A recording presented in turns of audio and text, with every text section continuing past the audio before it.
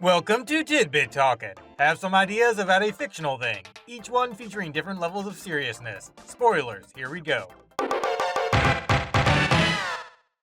These first-generation item boxes aren't floating and reviving themselves or whatever because, instead of unique racing magic being used for creation hoopla, they were made by simply paving down regular question blocks.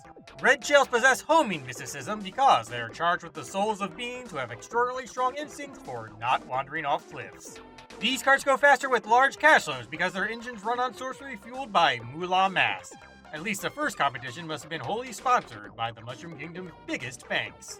Many boos are watching these festivities because they are fascinated by pedal pushing and the many other wonderful things feet can do. At least very early vehicles have built-in jumping tech because being like the famous Plumber Heroes was a huge advertising hook of this tournament. Super mushrooms consumed during races are a special variant which just provides a boost of strength great enough to hit a heavier turbo-enabling floor button. Those brittle barriers around undead courses are so inconsistently implemented because the contractors had to constantly worry about what those boos were doing while everyone else was looking at asphalt instead of them. Anyway, ghost tracks have to be a thing because the always dead have deposited cash too. Monty moles aren't hanging out to racers by digging into their flesh with claws, but rather it's just the mud making all involved parties extra sticky.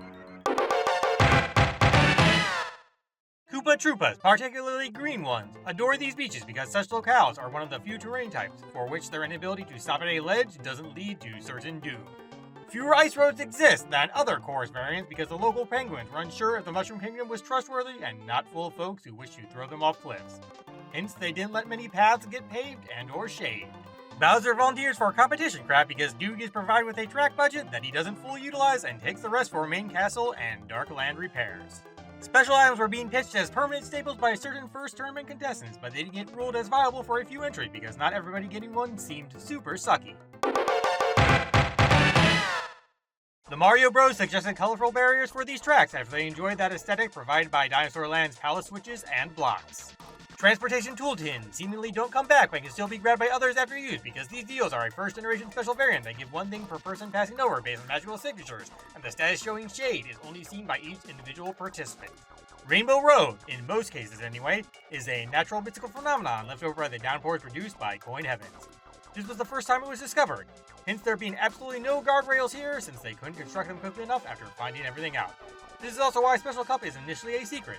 They didn't have a full fourth set of courses until it spontaneously appeared. Endings are a pain, but all of you are fantastic. See ya.